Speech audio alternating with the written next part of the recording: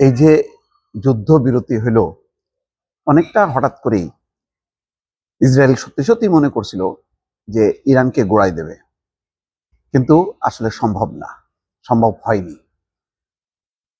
এই পরাজয় বা ব্যর্থতা মেনে নিয়েছে ডোনাল্ড ট্রাম্প নিজেই।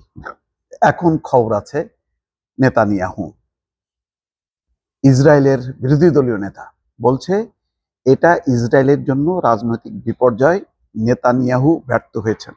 এমনিতেই ইসরায়েলের মানুষ, সাধারণ মানুষ যুদ্ধ পছন্দ করেনি, তারা খুব বিক্ষোভ করছিল, নেতানিয়াহুর পদত্যাগ দাবি করছিল। কিন্তু নেতানিয়াহু বীরত্ব দেখাতে যে সে মনে করছে লেবানন গোড়ায় দিচ্ছি, গাজা গোড়ায় দিছি, এখন ইরান যদি গোড়াইতে পারি তাহলে আমার অবস্থা নিরঙ্কুশ। হিতে এখন বিপরীত হয়েছে।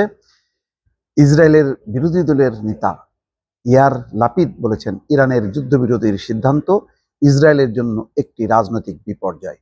এক্ষেত্রে ইসরায়েলের প্রধানমন্ত্রী বেনিয়ামিন নেতানিয়াহু ব্যর্থ হয়েছেন। খবর বিবিসি। ইরানের 2 সপ্তাহের জন্য যুদ্ধবিরতির কথা জানিয়েছেন যুক্তরাষ্ট্রের প্রেসিডেন্ট ডোনাল্ড ট্রাম্প। যুক্তরাষ্ট্রের প্রেসিডেন্টের এই সিদ্ধান্ত সমর্থন জানিয়ে বিবৃতি দিয়েছেন নেতানিয়াহু। এর প্রতিক্রিয়ায় বুধবার ইয়ার লাপিদ এমন মন্তব্য করেন। ইসরায়েলের বিরোধী দলীয় নেতা বলেন, ইসরায়েলের জাতীয় নিরাপত্তার ক্ষেত্রে অন্যতম মূল ইস্যু হচ্ছে ইরান। অথচ যুদ্ধবিরতির সিদ্ধান্ত নেওয়ার ক্ষেত্রে ইসরায়েল আলোচনার টেবিলেই ছিল না। এটাও সত্য।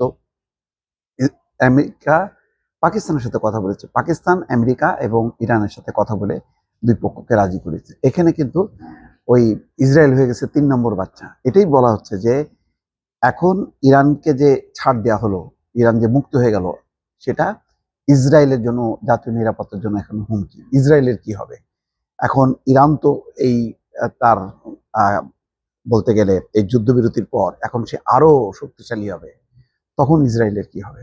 এই প্রশ্নটা এখন এসছে। এই জন্য বলা হচ্ছে যে নেতানিয়াহু ব্যর্থ। যুক্তরাষ্ট্রের সঙ্গে 2 সপ্তাহের যুদ্ধবিরতিতে সম্মত হওয়ার পর ইরানের সর্বোচ্চ নেতা মুস্তাফা খামেনি দেশটির সামরিক বাহিনীকে গুলি বন্ধের নির্দেশ দিয়েছেন। তবে তেহরান স্পষ্ট বলেছে এই যুদ্ধবিরতি যুদ্ধের সমাপ্তি নয়, শত্রুপক্ষ একটু ভুল করলেই জোরালো জবাব দেওয়া হবে। তার মানে এখন যদি ইসরায়েল কোনো রকম ফাজলামি করে, সাথে সাথে জবাব দেওয়া হবে।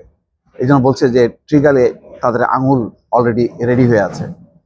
রাষ্ট্রীয় সম্প্রচার মাধ্যম Islamic Republic of Iran broadcasting প্রচারিত এক বিবৃতিতে মোস্তফা খামেনি বলেন, এটি যুদ্ধের শেষ নয়, তবে সব সামরিক শাখাকে সর্বোচ্চ নেতার নির্দেশ মেনে গুলি বন্ধ করতে হবে। যুদ্ধবিরতি ঘোষণার পর ইরানের সুপ্রিম ন্যাশনাল কাউন্সিল বলেছে যে যুদ্ধ থেমে গেলেও ইরানের অবস্থান বদলায়নি। তাদের ভাষায়, আমাদের হাত এখনো ট্রিগারের উপরে আছে, শত্রুপক্ষের সামান্যতম ভুলও পূর্ণ শক্তিতে মোকাবেলা করা হবে। এনডিটিভি এই খবর দিচ্ছে। তার মানে এখন কিন্তু রিয়েল বিপদ শুরু হয়ে গেল। যেহেতু যেভাবে পিছপা হলো যুক্তরাষ্ট্র এবং কার্যত ইরানের জয় হয়েছে, ইরান কঠোর অবস্থানে ছিল। তারা বলছিল যে তাদের শর্ত মানতে হবে, 10 দফার শর্ত মেনে নিয়ে আলোচনা। এখন কি আলোচনা হবে? আলোচনা হবে স্থায়ী যুদ্ধবন্ধ। তার মানে ইরানে হামলা করা যাবে না, মধ্যপ্রাচ্যে কোথাও ইসরায়েল হামলা করতে পারবে না। এমন একটা পরিস্থিতির মধ্যে পড়লো ইসরায়েল এবং আমেরিকা সেটা মান্য করতে বাধ্য হবে, কারণ এখন পশ্চিমা চাপও শুরু হবে ট্রাম্পের উপর। ফলে একঘরে হয়ে গেল কিন্তু ইসরায়েল, এবং এই দায়ী দায়িত্ব এখন নেতানিয়াহুর উপর পড়ছে। এখন বিরোধী দল, সাধারণ জনগণ কিন্তু এখন ক্ষোভ বিক্ষোভ শুরু হবে নেতানিয়াহুর পতনের দাবিতে। দর্শক।